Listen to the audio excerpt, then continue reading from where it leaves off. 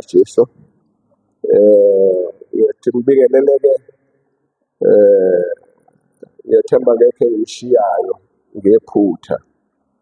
Ngingumshengu isibongo ngwakamshengu eDanawuze anzile esitobhini kaMdakane. Mawula kaMdakane nje nako ekhaya ngaphesheya. Kodwa ke sengaba seGoli. Ngihlala ehostela lapha eDesley Park. La kune ngihlala khona. Ngihamba ke nonkosikazi abaningi abamazi nomzukulu wami. Ngiyabonga ukuthi sibe khona. Babaphathe besimazi kakhulu. Ngibonge nje ibandla kakhulukazi baba uSikwasha noBishop Qhamukethembisa bebezothi no ufuna kube umunye wabo ozoshumayela kuba phela ubehamba nabo kakhulukazi. Kodwa abantwana bebefona ngithuke indlela emangasakabi bethi umama kasekho. Ngacabanga omunye usisi, ngacabanga ukuthi mhlawumbe uyena kuthiwa ayabuyena uyilona. Ngakho-ke ngibonga nje ukuthi beze usho umama ukuthi kube yini engizophatha inkonzo yakhe. Hayi ngoba labanye bengakwazi ukushumayela bakwazi kangcono kunami. Ngibingelele baba Mazibuko ophethe isikole njengamanje la eNewcastle iGlory to God Bible College la kwafunda khona umama. And then co-ordinator kuleso sikolo umfundisi uSalele uDr Salele Mlotshwa lapha eMajuba. Sibonga kakhulu umama babambona. Sekhona isikole siyaqhubeka. Siyabonga uNkulunkulu emayibizwa ngisethe ngalo isikole ngalo 1989 eDaveyton. Saqhubeka labayithu saba la eNewcastle, saba seThema seseduduza manje saba la eDelmas. Siba nama-graduation njalo le eNewcastle ebandleni befams basebandleni lase-Oasis ngoba amanye amalungu amahholo awakwazi ukusalela. Siba nabafundi ababa 60, 50, 60 njalo. uNkulunkulu uyasebenza, ubekile umsebenzi uyaqhubeka. Ngibingelela abefundisi baseMatadeni abakhona. Ngibone nomfundisi uThemba Mazibuko inkosi ngibusise esekhona naye. Angizoba-ke mude, ngithemba ngekhe ngimshile. Sengiyethuka MC ngethemba isikhathi kuthe uphunywa ngo-half-past mangikhumbula le. Mase ngibonisa iminyango kanjena sengiyethuka. Kunzima ukushumayela sebenile sebethi khuluma. Umuntu odisciplined ngendlela emangasakabi. Angena lo muntu odlula isikhathi bese kuthiwa egcinele sesikhulumile ne-undertaker isinikeze u-30 minutes. Ukusa lokho ngihambe lo-30 minutes kwi-undertaking ngathi abasebenzi besebenza. Bantu semkhohlwa abantu bamatekisi abashiya umsebenzi nabo beza la. Siyabonga umama uyakazulu kakhulu. Umama uHadebe khona abangakhulumanga ngayo. Uma khona ifilimu engayibona yayingakavunyelwa eSouth Africa ngiyibona ngiphesheya ngo-88 ekhuluma ngaMandela. Uwini kunendawo la eqhamuka khona uWinnie Mandela ethi I married a struggle. Uba wathi eshada akasalanga noMandela babehamba njalo beboshwa bephuma behlangana beboshwa bephuma. Umama Hadebe kwaba njalo kuyena. Umama Hadebe washada ngomgqibelo ngosuku lokubabhe wamthatha wamuse eMonmouth. Mefika akayazi ihoneymoon. Mefika eMonmouth afika wamlalisa esitebeleni samahashi. Leli bhunda lesilana amahashi amlalisa khona kwakuthiwa lisekhethini phakathi kwamahashi naye. Ayaqhama amahashi asuza amahashi ayanye amahashi kunukela ubaba Hadebe ngapha ushiya unkosikazi ngale. Waqhubeka uqhubekeleke nezinkinga ehlangabezana nazo ezinzima Thomas. Ubaba uNkulunkulu membize kubiza njengoJeremiah. Akubizele ebuhlungwini obukhulu kodwa khona la usakhona. Wahlala kuMama Hadebe kuze namhlanje. Sebekhulumile abantwana ngeke ngisasho kodwa bengafuni ukushiya lokho. Babezohamba abanye babaleke. Amakhosi labo makoti esibathatha sisuka la eNatal sithatha beSuthu bayanyamezela. Nami ngashada nonkosikazi ngamshiya ngapha beSuthu bathi umshiya for 3 years uyahamba. Uzokwenza njani? Yeah, pastor, okay. Ngisho uyamshinto liyahamba esanda kushada inkosi yami esanda kushada. Ngamshiya ngahamba wahlala. Wethu uhlalela yena indoda yakhe kanti uhlalela iministry. Ngaqeda lapho ngaphesheya ngabuya ngaqala ngo-18 kwabanzima wahlala. bemhleka abangani bakhe bafake emsebenzini, bemhleka bamthembisa amakhethini, abazaye bamnike namhlanje. Awukho umhlobo lolukhukhu angahlalanga kulo. Ayikho indawo singahlalanga kuyona eDavid, because iqede yonke iDavid yona sihambe siqasha, sihlala. Kodwa uNkulunkulu uNkulunkulu uthembekile. uNkulunkulu njani bazalwane? Uma athembeka kuBishop Tutu, kangakanani nakithi-ke esizwele kabuhle ukuthi ngeke athembe ukuthi uTutu, God uyamangalisa. God has got a sense of humor. Uthi wangisusa egaraji eWalville, uthi namhlanje ise-Bishop's Court, ngoba uNkulunkulu uthembekile. uNkulunkulu uthembekile. Thembekile kuMamHadebe, fundisa abantwana. Umfana okhona la ngathi udlekile, ummeli omkhulu le advocate le, izimali zikamama. Advocate nomthatheli phansi. Siyabonga-ke bazalwane. Angabe mude kangena encwadini eBhayibhelini, sizofunda lapha amavesi. Ngizozama ukushesha ngenxa yesikhathi. Nginovalo uma abantu sebemile noma sekushiwo sebeme ngaphandle. Asithole laphana incwadi ka-1 Peter chapter 3 evesini lika-15, John 14 evesini lika-6.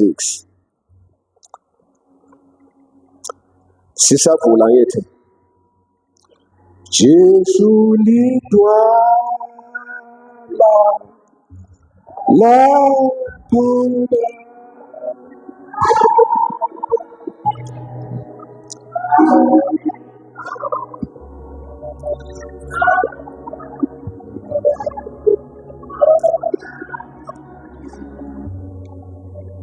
Jesu lidwala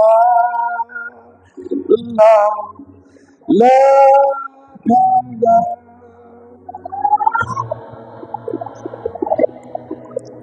asiko sozabeko ufana nawe. Ifundeka kanje: kepha amkeliseni uKristu abe yinkosi ezinhliziyweni zenu, nihlale nibalungele ukubaphendula bonke abalibuza isizathu sethemba elikini. Ngizwile-ke beyikhotha le ijwayelekile, uJohn bani, John 14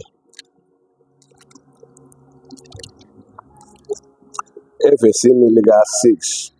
uJesu wathi kuye, mina ngiyindlela neqiniso nokuphila, akakho oza kuBaba ngaphandle kwami. Isihloko sendaba engizokhuluma ngayo sithi siyini isizathu sokukholwa kwethu, noma liyini ithemba lesizathu sokukholwa kwethu uKristu. Lento eyenze ukuthi umama nobaba uHadebe babembelele kuKristu, zikhona izinto ezenzakalayo befundile, kodwa bakwazi ukubambelela kunzima ingabe bayeka bayahamba. Khona untombazane ushilo ukuthi wahola u5 meqala. Khona abantu ababona ukuthi le nto ayinamsebenzi, mangifuna ukuhlupheka ngithathe lento yani yensindiso, ngoba lento yensindiso more uyithatha. Khona isisho samsuka befundisa isikhathi bathi mawuthatha insindiso usuke ukhululekile, akho inkinga, khona ukuthi uzohamba kuthemba. Alikho lelo qiniso.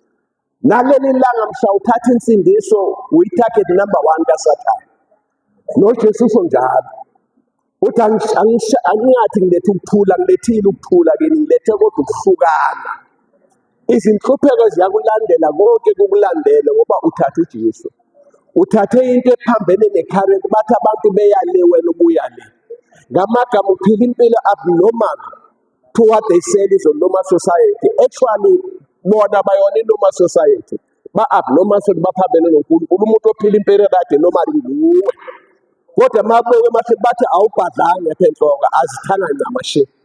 Ukuthi ungathatha uJesu uthi akukho okunye ukuthatha ukuhlalisa nayo, ungamlekeleli nakanye noma elekelelwa namhlanje. Kodwa into ebalulekile ukumthatha uJesu uhambela. Isiphi leso sizathu esesihluphekile singazi ukuthi sizokwenze njani, kodwa sikwazi ukubambelela? Izathu nje ezitholakala kuleli vesi esilitholayo elishiwo uJesu. uJesu uthi mina ngiyindlela neqiniso nokuphila, akekho ngaye kuBaba ngaphandle kwakho. Isizathu esimthatha uJesu ukuthi uyena yedwa kubo bonke abantu abakholwayo owake washo wathi uyindlela neqiniso nokuphila. Bakhona esizwayo ngabo kuze kubhalwe nemoto kuthiwa bayindlela, kodwa abalandeleli bathi iqiniso futhi abalandeli bathi uphila. uJesu uyindlela okuyiyona yona eya ezulwini. Mawuthatha uJesu awuphutaphuthi, awufune ebumnyameni ukuthi siyaphutha siyazama indlela ekude asibone ubumnyama. Cha, sihamba endleleni ekhanyayo. Uthi uJesu ngikukukhanya kwezwe. Uthi ongilandelayo asoze ahambe ekhanyeni, njalo akasoze ahambe ebumnyameni, uyohamba ekhanyeni. Bese ethi nami-ke nikukhanya kwezwe. Into eyenza sibambelele kangaka, somelele kangaka, sikakarere kangaka, ukuthi uJesu uyindlela eya ezulwini. Mawufuna ukuya ezulwini ithatha uJesu. Musuyithatha leyo noma bethi ayinabungozi lokuba, kodwa thatha uJesu akanabungozi. Ngoba uJesu kusekhaya. Asingabazi ngomama. Usekhaya. Uyindlela uJesu.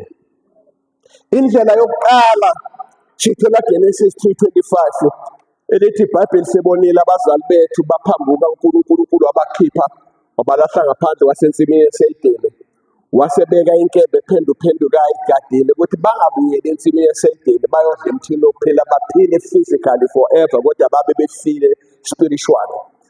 Lithi leyo ndlela yavalwa ikherubhi elaliphethe inkemba iphenduka, yavalwa leyo ndlela eyaNkulunkulu. Bese sibone indlela uNkulunkulu ayivule, wavula indlela yama-altari.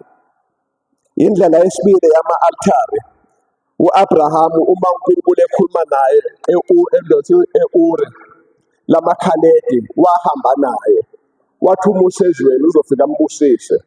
Uma ufunda ukuthi chapter 12 nekhuluma khona ukuthi abamele nawe umamelana nawe ngokwenza ube isizwe esikhulu nesinjani kwezwakala.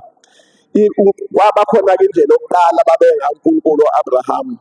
Sithola kuGenesis chapter 12 verse ka-7 nelika-8. Wakhanda i-altari, lithi wathi befika endaweni yaseShekemu, lithi uNkulunkulu wabonakala eMire. Lapho endaweni yaseShekemu wakhanda i-altari eliyindlela eyayikwazi ukuhamba uNkulunkulu akhulume noNkulunkulu. Wathe khona lapho mawufunda ivesi 8 lithi walimisa futhi phakathi kwe-Ayi neBhetheli, wamisa khona i-altari elaliyindlela yakuNkulunkulu. Mawufunda ngamaHebheru uGenesis chapter 13 evesini la-18 lithi wahamba lapho wafika eHebhroni, wafika wamisa i-altari eliyindlela eyakubani kuNkulunkulu. Mathathu ama-altari u-Abrahama awenza. Ngithi uma ngikhuluma ngithi wehamba noLothi, uLothi akhona eLothi i-altari mawufunda indaba akalenza.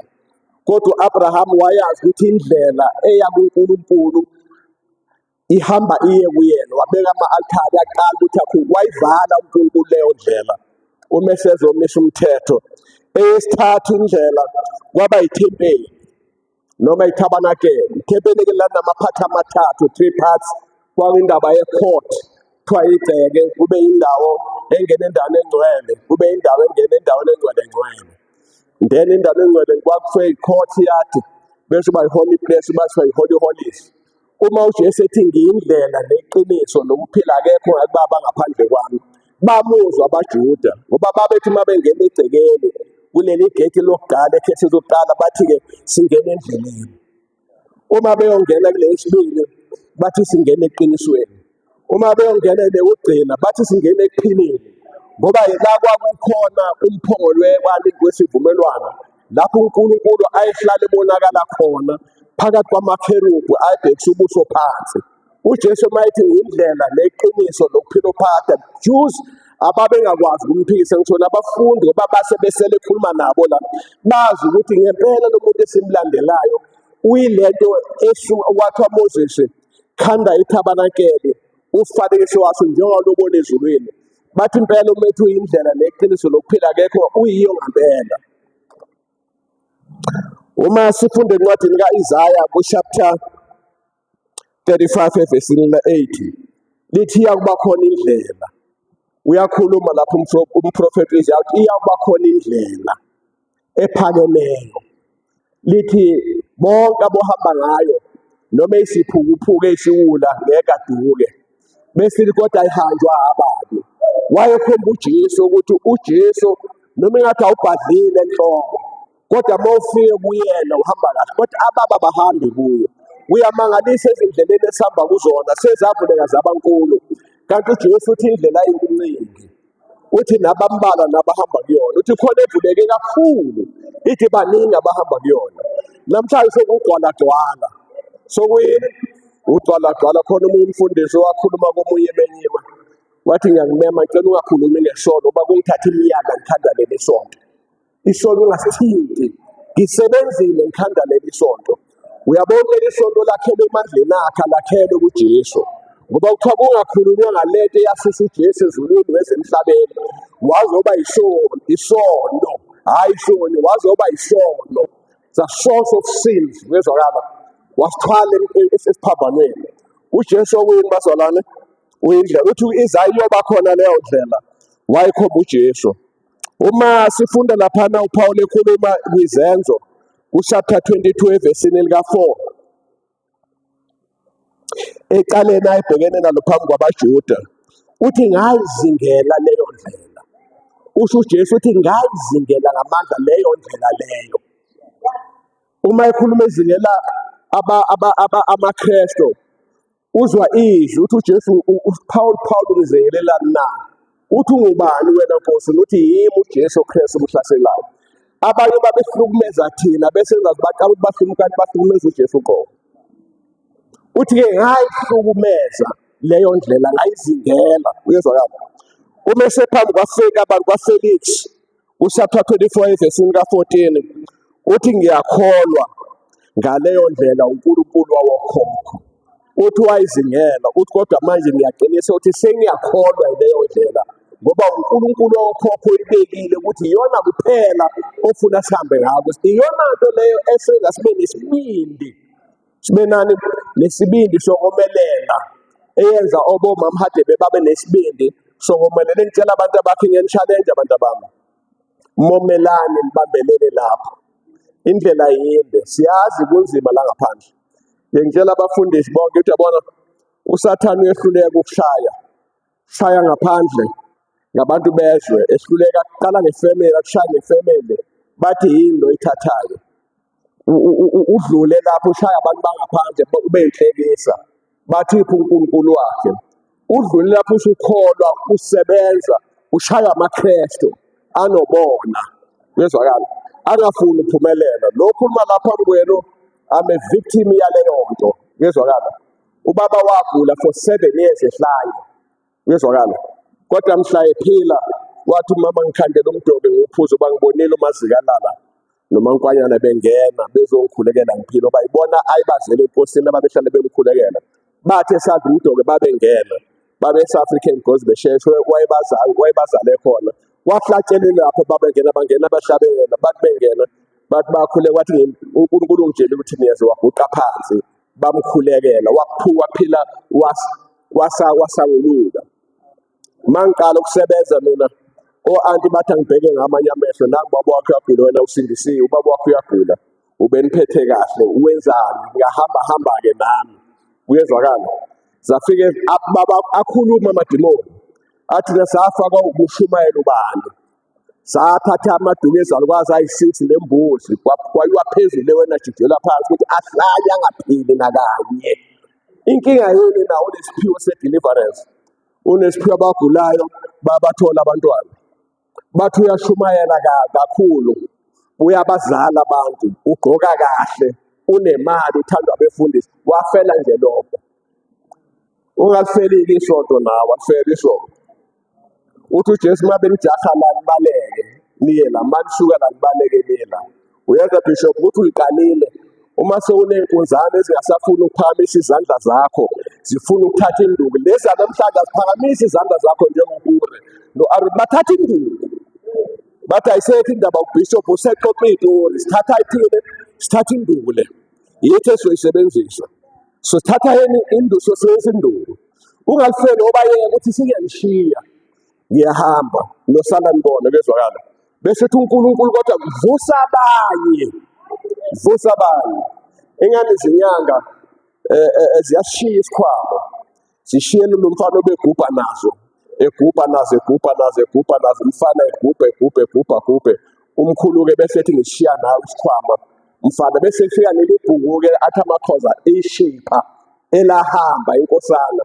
Mali ifika la ithi zonke lezi zinto ezikatata ibhuku lediphu elikatata.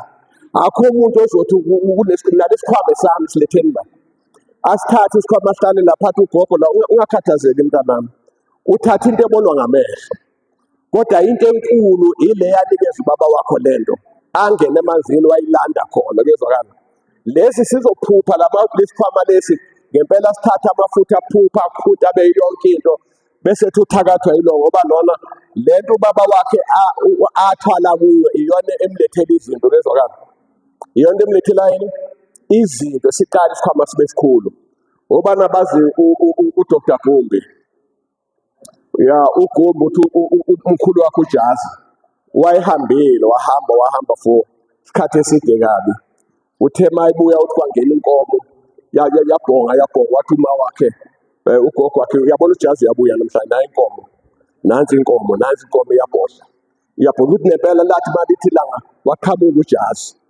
Uthe mefika uJazi yahlatshwa inkomo, mahlatshwa inkomo waseyanikezwa uJazi wangena. Kodwa mhla uDr. DS uDingana emukela uJesu eStanderton noma wakhe, izinto zakhe uJazi zamtshela zathi uthi akazi ukuthi amakete angaka wayewathathephi umkhulu wabopha amakete wathi lento abayitholile le inamandla ngaphezu kwethu, mayifika nje siyahamba thina. Ngaye amagama ngithi bantwana nibambelele uJesu, ningasuki, nibambelele. Inkakaramba idlula zonke, noma ungayithathi lento, noma isimo sakho singabheda kanjani, bakuthembise betha inengozi ungayithathi, ethatha uJesu ngoba uyona ndlela. Shezana bazalwane. Okwesibili, kumaHebheru, uma sifunda laphana encwadini yamaHebheru chapter 10 evesini lika 19-20 likhuluma ngendlela entsha. Ngicela ukuyifunda le Hebrews chapter 10 evesini lika 19-20.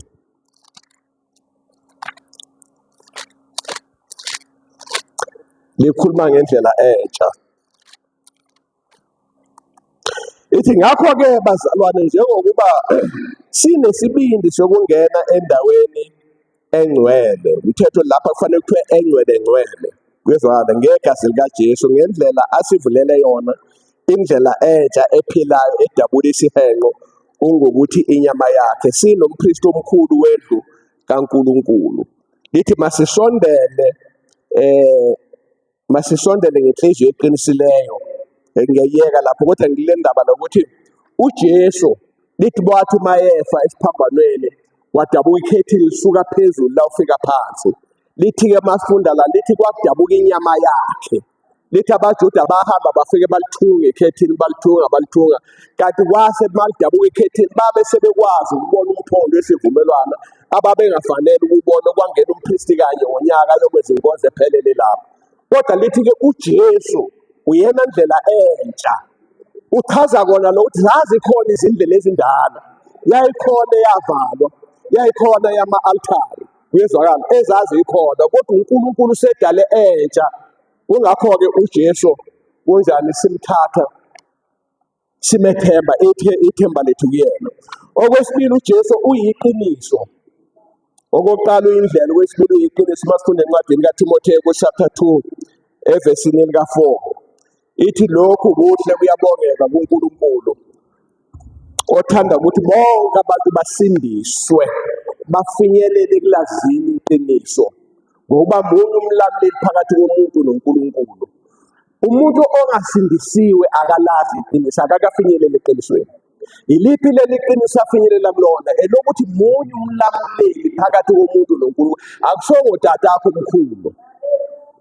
khokho wami uManqindi akasomlamuleli, cha, nowakhe akasomlamuleli, notata uLimbe akasomlamuleli, nenkosi Sheba akasomlamuleli, notata nomdisa akasomlamuleli, noLikhanyana akasomlamuleli. Munye umlamuleli elithi izwi, munye umlamuleli phakathi komuntu noNkulunkulu.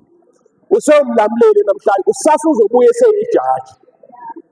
Bathi ngelanga lalihleli ijaji, wafika lo mfana welisigebengu lelimkhuza lobaba limkhuza, yeka lemkhubo oyigilayo, yeka lemkhubo oyigilayo musuyenza. Thefika ngelanga esegange wathola ukuthi baba wakho uhleli lapha phezulu. Wathi uyakhuluma ethi ubani wena? Wathi baba uyangazi igama lakho. Wathi ngithi mfana ubani igama lakho? Wathi baba, wathi hey, ngithi mfana ubani igama lakho?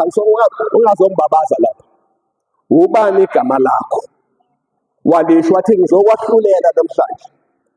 Wathi ngizokwahlulela ngoba sonke lesikhathi bengubaba wakho, kodwa sengubani namhlanje? Umahluleli, uzokuhlulela namhlanje. UJesu namhlanje sewumlamulela, ngakulamulela kuzo zonke iy'nkinga ongene kuzo. Noma ngaba kunezinto owazithatha kuthiwa thatha lento ayinangozi, kodwa uJesu angakulamulela. Ukusika kwejikayo nje uma ungena lapha kuChristopher Msheni ku-YouTube uzona ukuthola indoda ecishe ifane nami idila ngalezo zinto, breaking of covenants, ancestors covenant and ancestral altars. Bezwakala usuyithathile lento, mhlawumbe yathatha ukhokho wakho, wayithatha wangena emanzini waphume nenyoka. Kezwakala kuthiwa wena ngeke uzifukane nalento, uzohlupheka. Khona umfana ngisekhona ngihlala la ekhaya, wayekhiphila ngasathi noma ebhalephi noma kumsakazo yini, ethi uhambe wonke amathende kodwa uthola ukuthi ubungoma bunamandla. Wathi uyile ko-NJ nayo yonke, wathi buna ngathi mina inkinga enkulu wamamukela uJesu, mhlawumbe indumba yakho wayishisa, mhlawumbe akayishisanga, kwakhona kushiyayo, mhlawumbe wayishisa kodwa akazange abreak ama-altars. Uyezwakala, okuyiwona abambe impumelelo yakhe. Nginganishinje ebumnyameni uma ufunda laphana kuBahluleli chapter 6 khona uGidiyoni kuthiwa amandla akhona kuNkulunkulu futhi akhona kuzo, hamba ngawo namandla. Kodwa into ebamba amandla le-althari esekhaya likababa wakho likaBhali no-Ashera, hamba ulisuse. Kodwa uma wathatha lento kwathiwa ayinamali, uthi ayinangozi, uthola ukuthi inengozi, uyohamba ezinye iy'nyanga uyoshona diphu phansi, uyohamba uphahle isiphandla sigcwale la ingalo, uzunqamula ummese uphathe ube mngaka, uze ube mncane ube yini intshumethu, ngeke usizakale. Bokhulekela uze ube nempandla, uzile ukudla uze ube ngangomnyovu, uthandaza amadolo akho aze afane nekamela, ngeke usizakale. Kodwa mhlanje wafika uJesu wabreaka ama-covenant, ngoba ama-covenant akhandwa ngomlomo, abreakwa ngomlomo. Wabreaka into zakho zolunga. Ngakho-ke uthi uJesu, sithi uJesu yini? Uyiqiniso. Mawufunda kuJohane 8:32 uthi niyakulazi iqiniso, neqiniso liyakukhulula. Sibona ukuthi mawulandela uJesu ukhululekile ngoba ufike eqinisweni. Okwesithathu, uJesu ungukuphila okuphakade. Uma ufunda encwadini 1 John chapter 5 evesini lika-12 lithi, othi ngilifunde nalo, 1 John chapter 5, okholwa indodana kaNkulunkulu unobufakazi phakathi kwakhe. Sizokuthola ukuthi ibuphi ubufakazi, ngoba nobufakazi esivamise ukubuza bebusho ukuthi uma unendodana ufuna ufakazi, uzositshela ukuthi wawusifebe, ufeba kangakanani, wawuthakatha kangakanani, wayisigebengu. Alisho lobo bufakazi la, lithi unobufakazi phakathi kwakhe. Kuyezwakala, lona umuntu onani onendodana, ake sizwe ukuthi ibuphi lobo bufakazi. Abagamba une-deposit kuye ngaphakathi, une-exhibit kuye ngaphakathi, onendodana. Ongakholwa uNkulunkulu umenza umqambi manga, ngokuba engakholwanga ngufakazi uNkulunkulu abufakazile ngendodana yakhe. Yilobu ubufakazi, ukuthi uNkulunkulu usiphile ukuphila okuphakade, hhayi okuphakathi.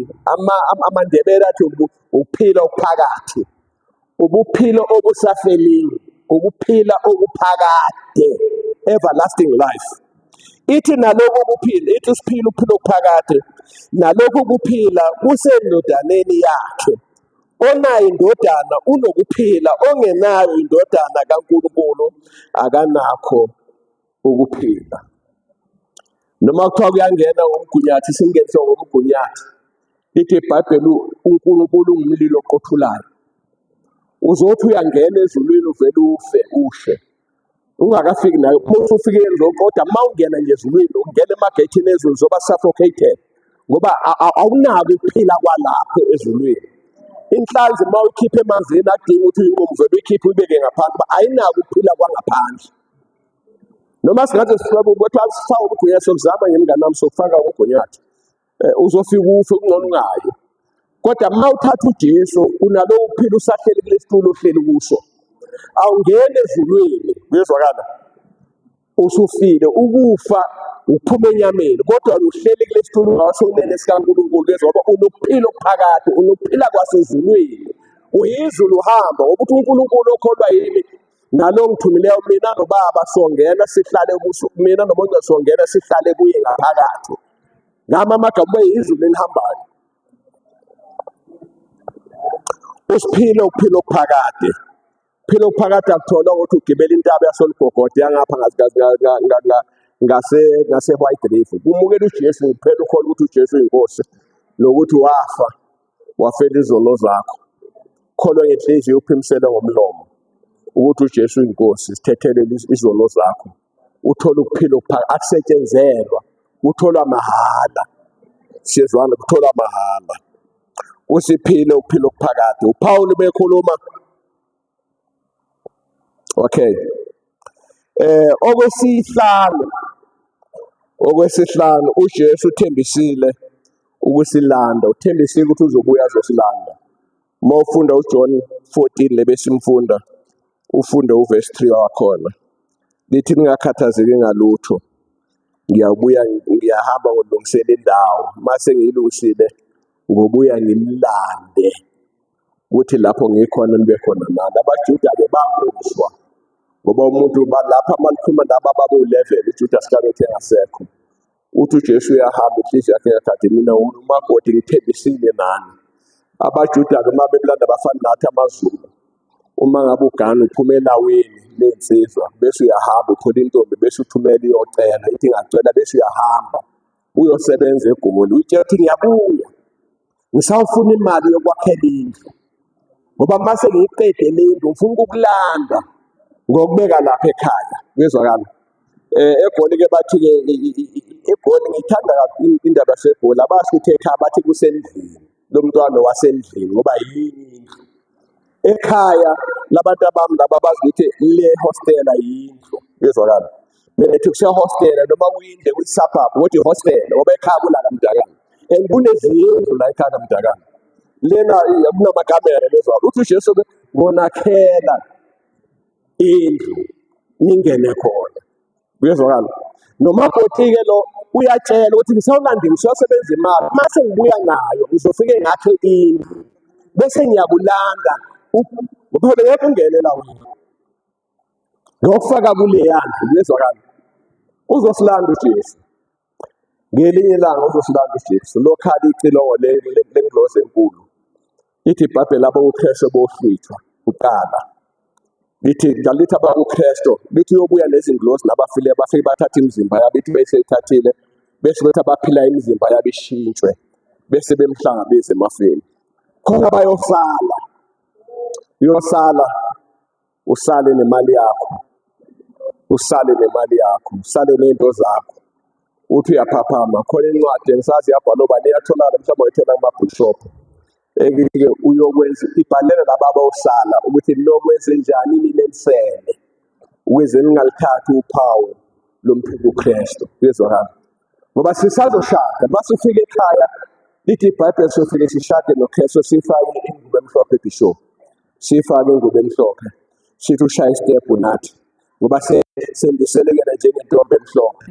Kuyezwakala siyitshintshe uqobolwalo. Kuyezwakala sishaye kancane sishaye istephu. Kuyezwakala bese suka siyahamba lapho siya elokhunjeni mase suka lapho bese sihamba siya edeleni lewundlu bese siyahlala siyadla kahle kodwa ayiqali lapho iqala thina masisuka nje la sisaphambi kwesihlalo sikaKristu sokwahlulela ukuthi wenzani wawushumane nje wawufuna ukuba nebandla elikhulu ufuna ukulandela abantu ufuna uba nemali bawungena kule YouTube lezo kutshela ukuthi into esenzele thina befundise iy'nkinga ebuhlungu kakhulu esenze ukuthi kube nzima ukuthi sinikeze abantu into abayifunayo, asibanikezanga into abayidingayo. Le nto abayifuna, bafuna imoto, bafuna umshado, bafuna amabhizinisi, bafuna ukontrola amadoda, bafuna yonke le nto, sabanika lokho.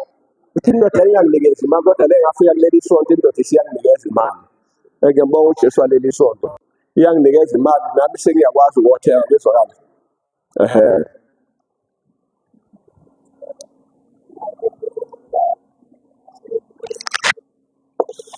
Sabanika le nto abayifunayo, sakhohlwa ubanika uJesu. Into zakhe azilungi, into yonkalo namabhadi, unesihlobo nani, unesigwababa, bezwakala. Ungenza yonke into, kodwa into eletha lezi zinto izinkinga zakho ukuthi awusindisiwe. Uma ungasindiswa nje, into oyidingayo uJesu wena. Unaphakade usebenzi, kodwa le misebenzi ibanje ukuthi awunaJesu. Udlala amadimoni ngoba unabani? AwunaJesu. Uyintombazane enhle kangaka ngolala wotokoloshe, uzibe nesigwagwa, awunaJesu. Thatha uJesu manje. Akho suwashe samxosha utokoloshe. Kunaloko sizoletha omkhulu uzoshaya nomncane. Athi uyaphapha wena, umuntu wami. Uthi uzosilanda, uyezwakala. Uzosilanda. Masifunde encwadini siyaba seFilipi ku-chapter 20, chapter 1 verse 21-23.